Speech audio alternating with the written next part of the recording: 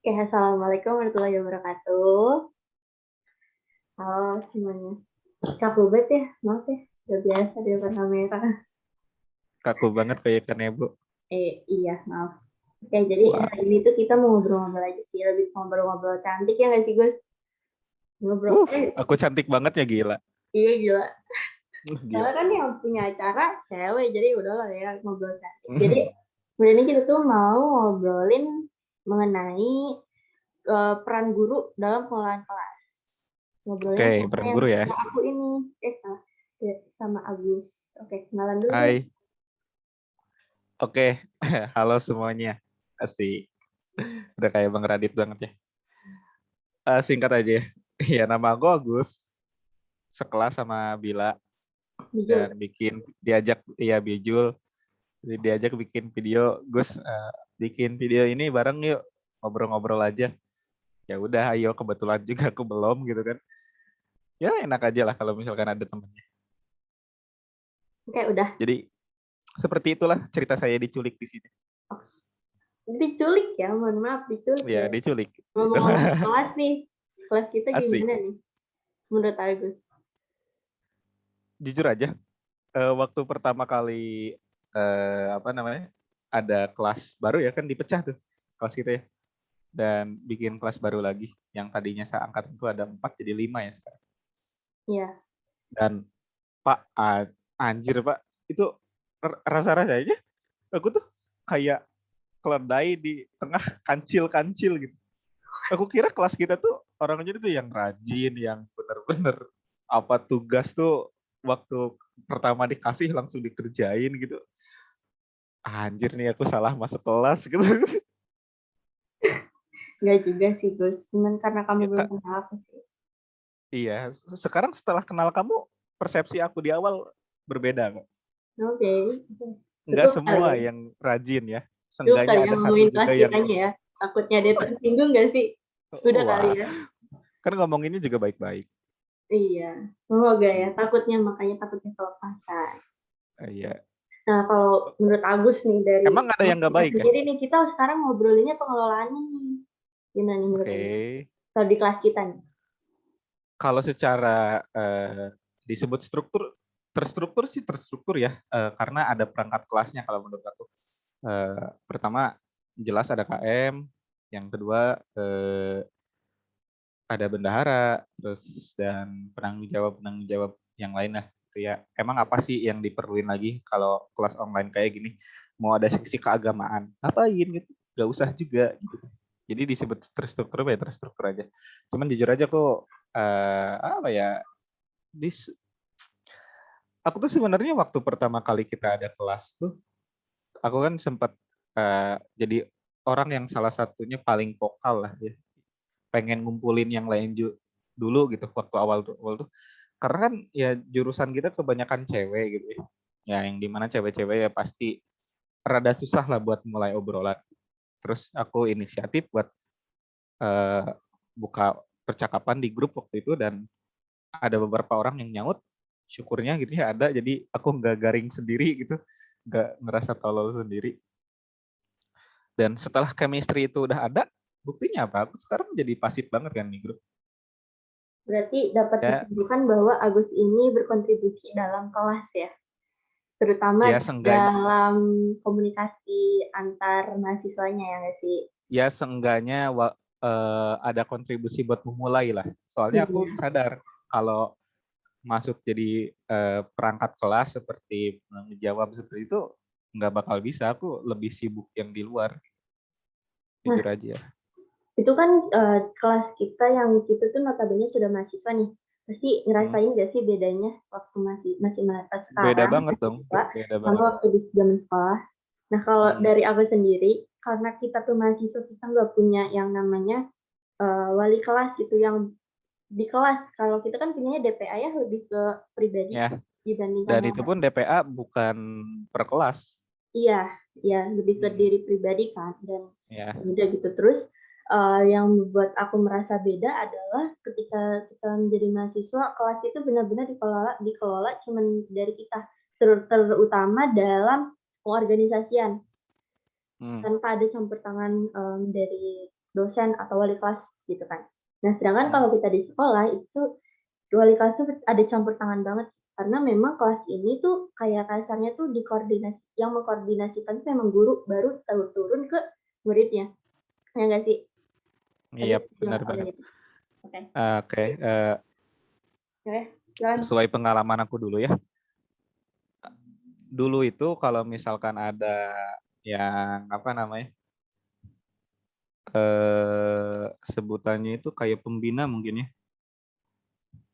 Di kelas itu, contohnya gini aja deh, aku ngomongin yang di kelas kita kemarin. Waktu ada KM gitu, semuanya pada nggak mau, pada nggak bisa.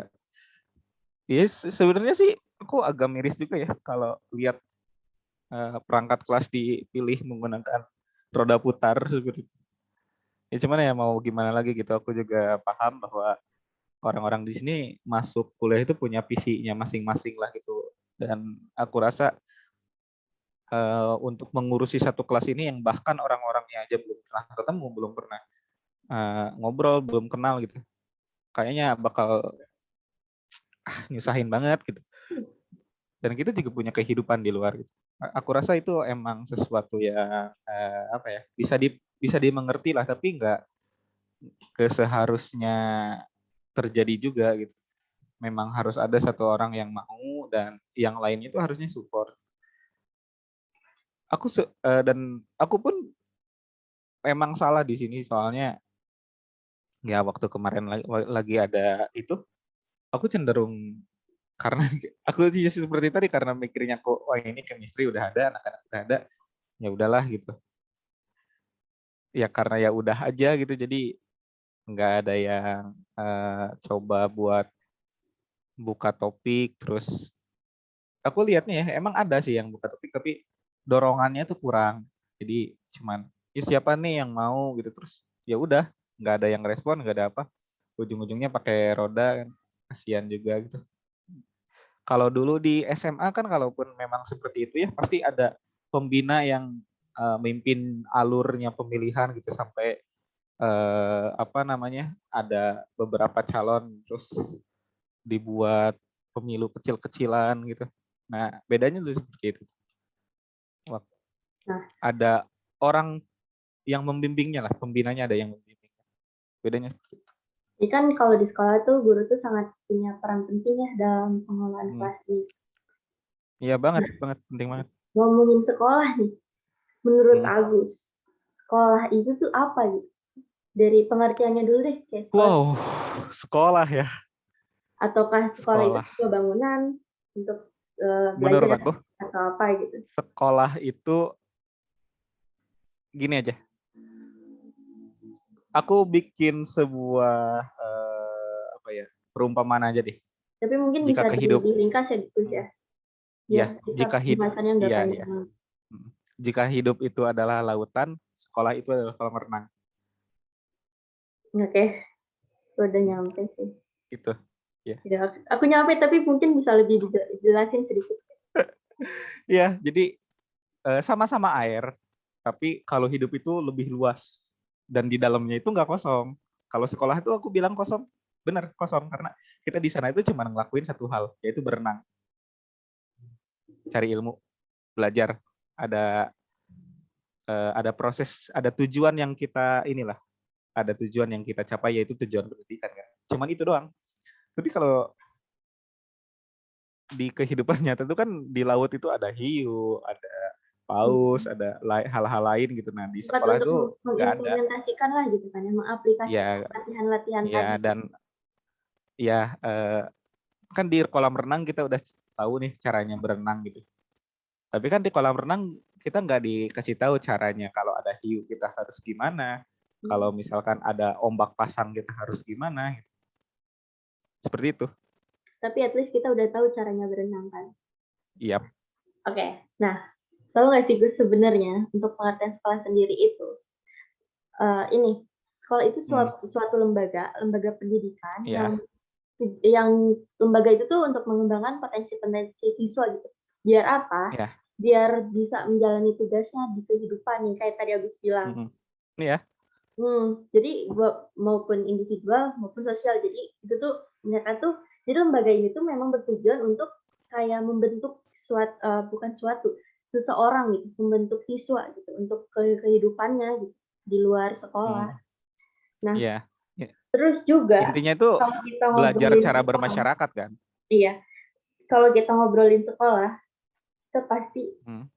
sering banget atau kita pasti yang kalau misalnya kita udah ngobrolin sekolah, yang kita ingat itu siapa? Guru, ya nggak sih? Iya, Guru. ada, Karena ya, dan diingetnya tuh ada yang bikin seneng, ada yang bikin greget juga tuh. ya guru tuh kayak bener-bener pertama kali yang kita ingat ketika kita tuh ngomong sekolah. Kayak Hmm. misalnya nih, Jul pernah ke udah lulus nih, udah lulus, terus bilang, gue mau ke sekolah gitu gitu. Lu mau ngapain? Mau ke siapa? Mau ke bu ini? Mau ke bu Anu? Karena memang Iya, kebetulan juga ada beberapa guru yang dekat gitu. Jadi kan bisa iya, dilihat iya, dari situ kan sekolah tuh emang kaitannya terutama itu sama guru gitu kan, lebih banyak berkesinambungannya gitu. Apalagi kita iya. sebagai siswa tuh berhubungan langsung dengan guru. Nah, guru sendiri ini itu tuh memang dia tuh seorang tenaga ahli dari sekolah. Terus dia Benar. tuh perannya tuh sebagai fasi, fasilitas sorry, Tator. fasilitat Hmm. benar, fasilitat. Oke, jadi guru tuh memang seorang Tator. fasilisa, fasilisa, fasilitator Tator. Ya. dalam ya itu menyampaikan fasilitasnya, apalagi dalam pelajaran gitu kan. Karena pelajaran Hmm. itu memang bagian dari fasilitas sekolah gitu kan. Hmm. Nah, sekarang tadi kan aku udah bilang dari awal kalau kita mau bahas peran guru dalam pengelolaan kelas ini. Karena guru ini eh, sebuah seorang fasilitator itu, Tor. jadi Ya. memang guru itu memang punya peran yang sangat penting dalam pengelolaan kelas ini. Nah, Setuju. apalagi dalam proses belajar mengajar ya sih. Nah, kalau dari Agus Oh sendiri, ya. kalau dari Agus Iya. sendiri, Kenapa? peran atau perilaku atau enggak, bukan peran sih, lebih ke bagaimana sih eh, apa namanya, peran guru dalam pengelolaan Hmm. kelas yang baik gitu. Yang kayak gimana gitu, yang Guru mengelola yang kelas itu yang bertanya, baik gitu. kalau menurut aku. Guru yang bertanya. Kenapa? Guru yang bertanya. Menurut aku gitu ya. Soalnya kenapa? Banyak teman-teman aku sendiri di beberapa kelas waktu aku sekolah gitu ya. Wali kelas ini tuh menetapkan, mungkin dia tuh mengambil apa ya, masih memegang paham fallacy gitu, di mana ya paham-paham yang mengabsolutkan satu cara gitu. Oh iya, ibu aja dulu waktu dulu ngadepin ini caranya gini kok dan benar. Kalian juga. Nah, itu ketika padahal kan cara-cara seperti itu masih bisa ini ya apa? Kan dunia itu berkembang. Bisa aja cara yang dulu emang efektif dan tapi sekarang kan udah nggak efektif lagi. Bisa aja ada cara yang lain yang lebih efektif. Dan eh, kesialannya anak-anak ini ya kekuasaan ada di beliau gitu. Nggak bisa saya seorang anak didik nggak bisa melawan gurunya. Ya itu, mereka nggak diberi kesempatan bertanya, yang ujung-ujungnya ya mereka tetap lakuin, cuman dalam kondisi hati yang nggak baik. Bakal ada rasa dendam mungkin dan ngejalaninnya juga bakal asal jadi.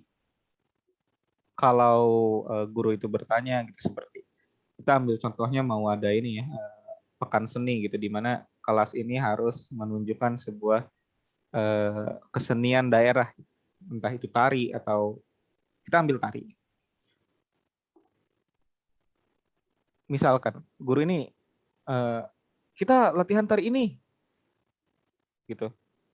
Sedangkan si anak-anaknya itu nggak ditanya dulu mereka mau nggak tari tari ini atau mungkin mereka udah punya rencana lain nggak. dan latihannya seperti apa gitu. Dengan melibatkan seorang murid dalam mengambil keputusan itu akan lebih bijak, itu akan lebih baik. Jadi guru yang bertanya itu menurut aku bakal lebih apa ya, maksudnya dalam pengelolaan kelas itu bakal lebih win-win solution ya. Anak-anak ngerasa didengarkan, mereka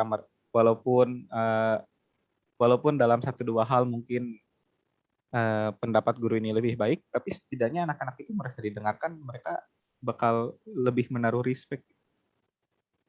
Ya. Begitu sih. Jadi Agus menunjukkan bahwa guru yang pengelolaan kelasnya baik itu adalah guru yang bertanya. Yes, guru yang bertanya. Jadi setiap ada apa-apa tuh tidak walaupun beliau seorang pemimpin dalam suatu kelas itu seorang koordinator, tapi tidak semena-mena gitu dalam membuat keputusan gitu. Jadi harus didiskusikan lah gitu kan dengan komponen kelas yang ada. Iya. Nah, kalau menurut aku, sebenarnya mirip, cuman kalau aku lebih ke melihat ke indikator pengelolaan kelas yang baiknya nih. Nah, kalau di indikator pengelolaan kelas yang baik itu ada kondisi belajar yang optimal, terus ada memberikan sikap tanggap, memusatkan perhatian kelompok, memberikan petunjuk dan tujuan yang jelas, lalu ada juga memberikan teguran dan penguatan. Dari sini kan dengan kita guru itu harus mengetahui indikator dari pengelolaan kelas yang baik ini. Jadi kalau misalkan guru udah tahu indikatornya apa aja, jadi beliau itu harus mengimplementasikannya gitu kelas. Contohnya kondisi belajar yang optimal. Gitu. Jadi kan guru dalam menyampaikan pelajaran dan proses belajar mengajar, dia kan harus memberikan kenyamanan gitu pada siswa dalam belajar gitu, dalam pembelajaran berlangsung. Terus juga menunjukkan sikap tanggap.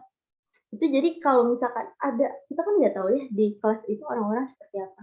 Pasti ada yang baik, ada yang buruk, ada yang jelek. Ketika ada sesuatu positif dan negatif ini muncul nih, jadi tuh guru tuh harus sudah siap gitu. Nanggepinnya tuh gimana agar siswa tuh lebih termotivasi gitu. Terus juga ada memusatkan perhatian kelompok. Jadi gimana ya, ini misalnya di kelas itu kita tuh punya kelompok-kelompok anak tuh yang kasarnya tingkatan anak lah ya, ada yang mungkin mudah tanggap, ada yang sulit untuk memahami dan segala macam. Nah, jadi tuh si guru tuh harus ngerti siapa aja yang memang kurang dalam pemahaman dan siapa aja yang lebih mudah lah untuk memahami sesuatu. Ya gitulah. Terus jadi dari situ guru juga tuh harus memberi perhatian gitu ke kelompok-kelompok yang memang kurang gitu. Dan ketika ada penugasan kelompok atau apapun itu tuh guru juga harus memperhatikan itu. Jangan semena-mena yang kayak ya udah terserah kalian atau sebenarnya nggak masalah terserah kalian karena itu kan dari siswa punya chemistry sendiri. Tapi kan di balik lagi harus dipikirkan lagi dari si tadi karakter siswa yang mudah tanggap dan tidak gitu. Kalau yang mudah tanggap disatuin semua dan yang tidak mudah untuk menanggap sesuatu. Mungkin disebutnya bakal ada kelompok buangan ya? Iya, itu kan jadi faktor untuk ini gimana sih cara guru ini dilihat dari situ kan, guru ini mengelola kelas yang baik atau tidak gitu. Terus ada ini memberikan petunjuk dan tujuan yang jelas. Itu tuh paling jadi benar-benar tuh banget dari guru gitu, karena kadang guru itu ngajar ya asal ya udah ngajar aja tanpa kita memberi tugas tapi kita nggak tahu kita harus ngapain. Jadi ke kitanya juga tuh kayak apa ya? Ini tuh sebenarnya kita tuh harus paham apa sih? Kita tuh harus ngertiin apa gitu kan. Jadi simpang siur gitu. Nah, kita sebagai guru itu harus tahu gitu. Dan gimana ya caranya nih siswa sesuai sama tujuan yang kita pengen gitu. Jadi kena sasarannya tuh. Kan kita sebagai guru dikatakan berhasil ketika kita punya silabus, kita punya RPS yang itu tuh tercapai gitu sasarannya. Gitu. Iya, benar. Dan yang terakhir nih, teguran dan penguatan. Itu untuk siswa-siswa yang kurang, ya kita bilang agak aktif lah ya, bukan lebih aktif ya. lebih Ya, dari jajaran-jajaran calon DPR lah ya, biasanya duduk paling belakang. oke. Ada yang mungkin Dan Anda pasti tahu saya golongan mana. yang tidur di kelas, yang bolos Ih. pelajaran. Itu kan sebenarnya guru tuh sangat berperan penting gitu dari situ gitu. Guru tuh harus tahu sebenarnya alasan si murid ini nggak mau masuk kelas tuh apa. Hmm, Kita tanya dulu, benar-benar. lalu kalau misalkan memang nggak, kita tegur dulu kesalahannya, kamu tuh seharusnya tidak boleh gitu. Tapi kita juga harus tahu alasan dia itu apa. Nah dari kita tahu Ya. alasannya itu kita kasih motivasi gitu Hmm, untuk tahu gitu sebenarnya tuh itu tuh salah gitu. Kamu tuh harusnya kayak gini, gini, hmm, gitu ya nggak sih? Dan itu ya balik lagi benar. ke cara guru itu ngajar. Dari yang tadi udah dibahas tuh yang memberikan petunjuk dan tujuan yang jelas. Kadang siswa tuh males kalau gurunya nggak jelas, yang cuma Ya, ngasih tugas, benar. iya kan? Ya, Itu ya. yang biasanya tuh membuat siswa tuh kayak, "Ah udahlah paling juga ini guru gini doang, itu udah gue bolos aja, Eh, nggak usah itu." Iya nggak sih? Iya benar. Kadang ada siswa yang ini si bapak kok ngomong cepet banget sih. Ini yang tadi apa gitu. Ini masih. Jadi kan emang kemampuan menangkap seorang siswa itu berbeda-beda ya. Ada yang cepat, ada yang lambat.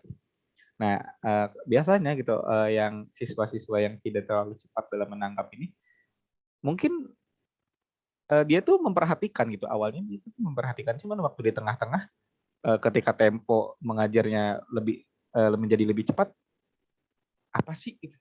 Tadi itu sebelah mana ya gitu. Terus pas malah makin maju, makin maju, makin maju. Udahlah, udahlah. Mhm. Jadi mungkin yang tadi aku bilang ya, yang pengelolaan yang baik itu seperti apa? Berarti ada dua. Aku tambahin deh, ada dua. Guru yang Revisi bertanya ya? dan mendengarkan. Revisi ya? Yang bertanya dan mendengarkan berarti. Iya. Ya, Nah cuman mau bertanya bertanya mau dan mau didengerin mendengarkan. mah sama aja bohong. Ya, si si gurunya harus mau dengerin inilah, harus mau dengerin siswanya juga. Mau bertanya dan mau mendengarkan. Seperti itu dua. Revisi. Jadi dua. Sih. Terus nih guys, kalau Kenapa misalnya tuh? Agus kan dari anak pendidikan, mahasiswa pendidikan matematika. Ya Waduh, kalau kita tahu kayaknya berat ya.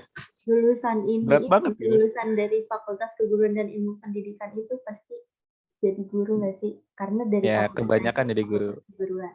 Nah, Ya. kira-kira Agus bisa nggak menerapkan itu di nanti gitu ketika memang Agus menjadi guru, dan kalau misalnya ternyata apa yang Agus eh, tadi bilang kayak guru yang baik dalam pengelolaan kelas itu yang mendengarkan dan yang tidak mendengarkan, kalau misalkan itu tidak tercapai gimana? Karena kadang kita kalau bertanya, siswa belum tentu jawab. Oke, Itu gimana gini. tuh? Untuk mecahinnya tuh gimana? Kalau sebenarnya dulu itu aku nggak mau ya jadi guru tuh. Aku berubah pikiran tiba-tiba. Oke, aku jadi guru. Itu tuh waktu mungkin 1 minggu sebelum SNMPTN dikumpulin gitu deh. Data rapot dikumpulin. Karena aku waktu kelas 3 nemu guru, dia guru PKN, udah usianya udah mencapai usia pensiun lah. Dan dia pensiun tahun depan di tahun 2022. Aku mikir kayak gini. Jadi si guru ini ya, dia tuh ngajar dengan metode yang agak beda. Dia itu nggak, mungkin yang disebut orang-orang dengan guru banget tuh enggak gitu. Dia tuh lebih cenderung keras orangnya. Tapi dia tuh orangnya fair. Ketika kita salah dibenerin, ya. Ketika kita bener, dia puji, dia apresiasi. Ketika kita membangkang, dia hancurin kita sehancur-hancurnya. Jadi fair tuh. Ketika kita bener, dia puji. Ketika kita salah, dia benerin, ya. Dan ketika kita ngebangkang, dihancurin sebenarnya. Dia itu tipikal guru yang bisa bikin orang-orang calon DPR nih yang di belakang nih kayak ngomong apa ya, kayak pas dia ngomong tuh soal dia mengajar, cara dia mengajar, abis dia ngajar tuh kita tuh yang di belakang tuh kayak anjing, bener oke ya gitu, bener juga nih, gila aku bisa gini gitu. Nah justru reaksi-reaksi seperti itu tuh yang anak-anak yang di belakang tuh susah dapetin gitu. Dan akhirnya ya karena reaksi itu, kita yang di belakang-belakang tuh jadi cinta nih sama si bapak ini. Bahkan kalau bisa mah bapak itu udahlah ngajar aja tiap hari gitu, pengen lah gitu. Dan ada satu hal lagi yang beda dari bapak itu, dia itu ketika dia ngajar, dia itu bukan seperti guru mengajar pada murid, tapi lebih seperti teman yang bercerita ke temannya lagi. Beda dong, dari pendekatannya juga beda dong. Nah, karena kita udah ngerasa bahwa kita temenan, anak-anak yang di belakang juga ya dengerin terus yang ngobrol gitu, terus jadi lebih terbuka lah. Nah mungkin karena dan motivasi aku buat jadi guru pun gara-gara bapak itu pensiun ya. Jadi si bapak itu adalah tempat di mana ya pastilah di sekolah itu ada guru yang nyenengin, ada yang ngeselin kan. Nah, tiap ada seorang siswa yang mungkin disebutnya apa ya, kesel lah, ada kesel sama satu guru gitu. Curhatnya itu ke si bapak ini gitu. Si bapak ini yang bikin anak-anak lain cheer up lagi. Nah, aku pengen jadi guru yang seperti itu.